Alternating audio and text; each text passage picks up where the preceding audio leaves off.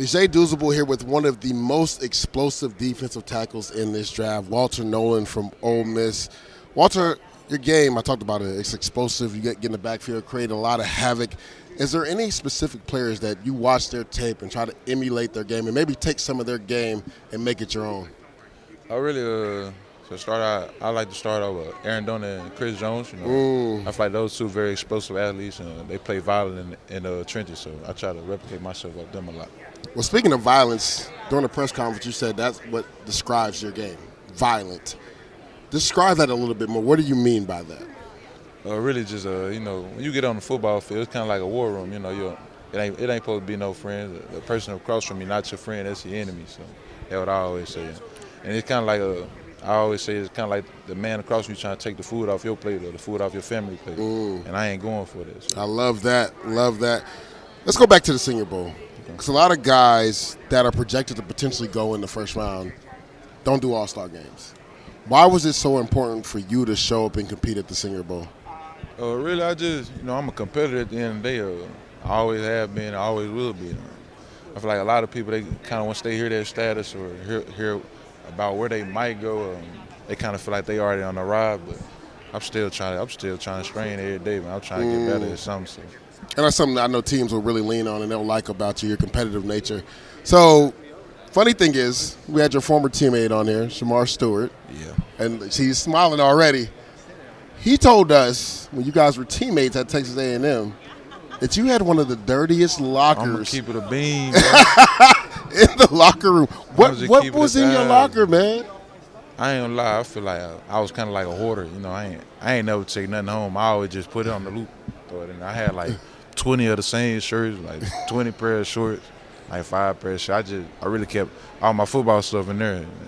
Shamar, he gonna wear the same shirt and the same shorts. He gonna keep that same pair for the whole season. So that just wasn't me. I want to get something new. They give away for free. Why not get it? So yeah, I hear you on that. Coming out of high school, you were the number 1 overall recruit. I know teams have to like that you were able to live up to that billing.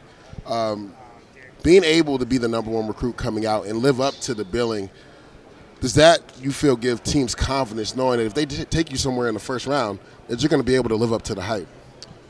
Yeah, it's really so. You got to believe in yourself first, and I wholeheartedly believe wherever I go, I'm gonna be a big impact from the day I step on. I feel like the biggest thing is just me learning to play, but once I learn that, I feel like I can go out there and compete with the best of them. So, to me, it sounds like you gain confidence from something. What do you gain your confidence from? Really just it's just the competitiveness in me. I went to the Senior Bowl. I seen a lot of players that I thought were gonna come that didn't come. I was like, oh yeah, they don't really want it for real. And I ain't gonna lie, I want this shit, but I ain't gonna lie to you, I want it. So. I love that. You said that you wouldn't be participating on any field work this week at the combine. Just clarify that. Is it injury related, or is there something you're trying to work on technique wise before you actually do it at the pro day? Yeah, really, I got kind of banged up a little bit at the Senior Bowl. I feel like it kind of set me back from where I was before I went to the Senior Bowl. Before I went to the Senior Bowl, I was hitting major strides, and I feel like they kind of set me back. I feel like I want to take this next couple weeks and just get right and do it at my pro day the right way. So. Okay. All right, Walter, I want you to name me your top 5 defensive tackles in the league right now. This is your list now. It doesn't matter if anybody else cares about like where you have guys ranked. Give me your 5-1 top 5 defensive tackles in the league right now. 5-1, no order? Or? No, 5-1 in order. 5, 4, 3, 2, 1. I put Jalen Carter at 5. Okay. I can't really just go like D. Like you talking about interior or just interior D tackle? I can't really do that because I feel like I can do everything that anybody else. All right, does. well, give me your top 5 D linemen then. All right, so right now I watched a lot of Jalen Carter and Nolen Smith this year. Okay. No, I'm put them at 5 and 4. I feel like those generational players. I feel like they're gonna be doing good for a long time in this league. I gotta go with. Aaron Donald not in the league no more, but he always gonna be number 1 in my book. Yeah. Chris Jones. I'm putting him. He top 2. He not 2. But, who would you have at the 3 spot? My number 3 is kind of hard. It's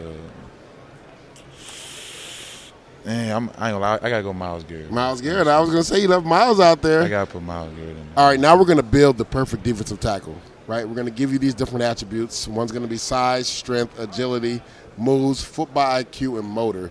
And you have to base it off a player that's playing currently in the NFL. So we're going to build the perfect defensive tackle. So based on that, size-wise, who do you want to put in that position? Myles Garrett. Myles Garrett. Strength. Oh, damn, I can't go Aaron Donald.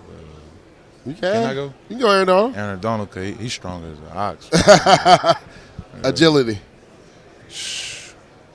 Probably Myles Garrett again. Right. There's nothing wrong with that. Pass rush moves. I like a little bit of. Can I throw a mix in it? Yeah, go ahead. I go a little bit of Jalen Carter, a little bit of Chris Jones, a little bit of Aaron Donald. Mixture of those three. Yeah, a little mixture of them, because they all. I feel like they all do some of the same things I do. So. Okay. Football IQ. Chris Jones, I feel like his mental approach to the game is awesome. Yeah. And then motor. Jalen Carter, he got a high motor. I feel how he play. Well, I always like to ask guys, what is your why for why you play this game? Really just the game done showed so much love to me, but I feel like it's a mutual relationship. I feel like I always love the game of football. It's really the only sport I actually know for real. So it's kind of like I grew up watching football, watching it at an early age.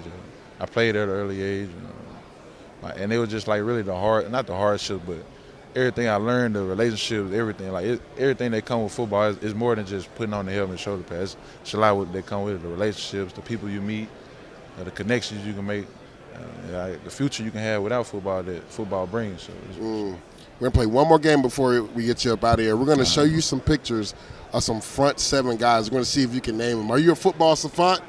Nah, not really. All right, let's see. We'll start to see how this goes. Patrick Willis. All right, Patrick, you said you wanted to survive. You got the first one right. Patrick Willis. Damn. Played at Ohio State. I don't know what it is. His last name is like a bird.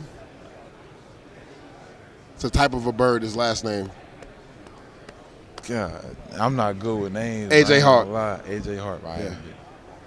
I'm not good His with son names. plays on the Steelers right now. He's a junior. Different position, though.